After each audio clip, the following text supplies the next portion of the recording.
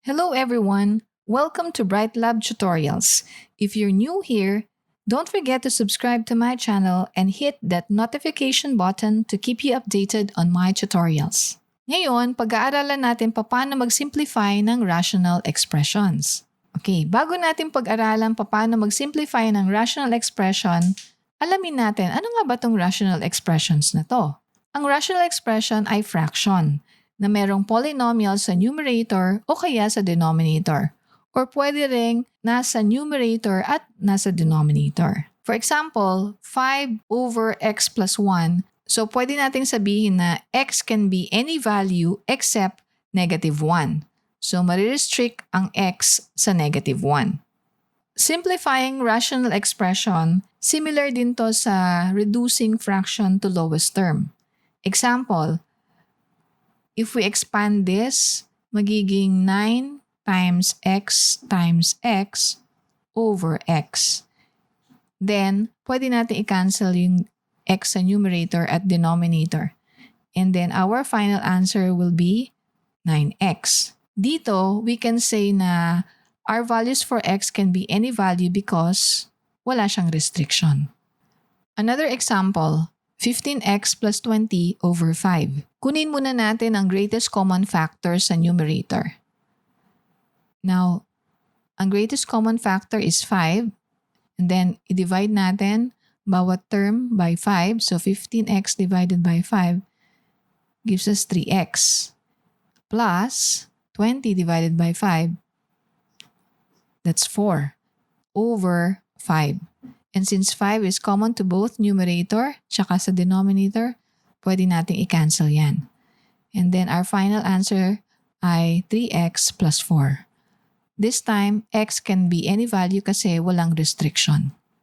Next, para sa 3x plus 21 over x squared plus 8x plus 7, again, kunin natin yung greatest common factor sa numerator. And that is 3. So, i-divide natin bawat term by 3. So, 3x divided by 3 is x plus 21 divided by 3 is 7.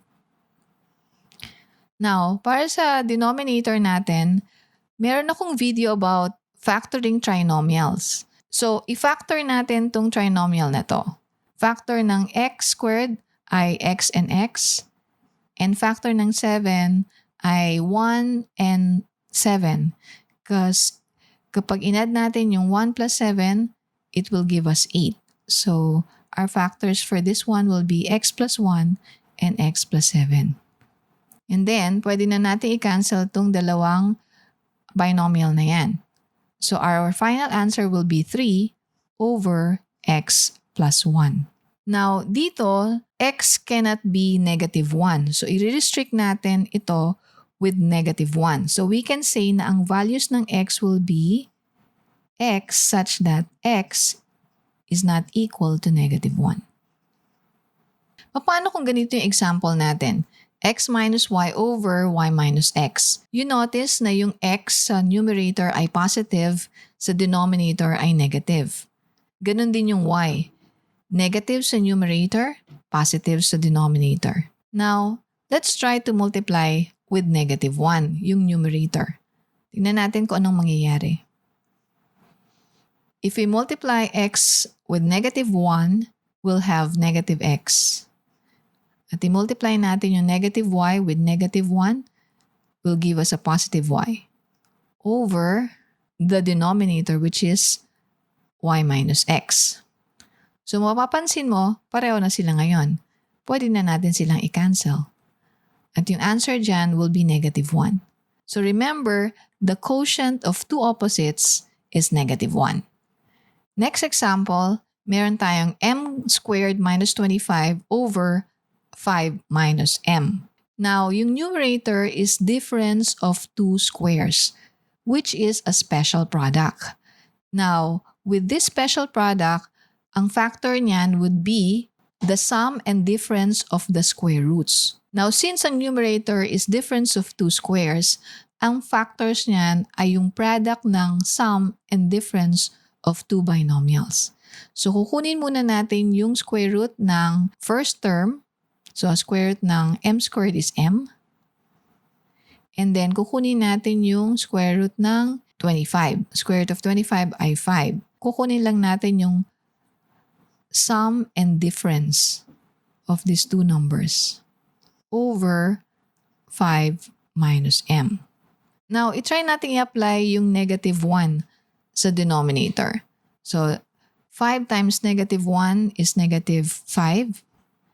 Negative m times negative 1 is positive m. And then, you notice, itong dalawa pareho, so pwede na natin silang i-cancel. So, ang final answer natin will be negative 1 times m plus 5. Or simply, negative m minus 5. And this one, m has no restriction. I hope you learned how to simplify rational expressions. Continue to watch out for more of these videos. Like, share, and subscribe to my channel. And thanks for watching!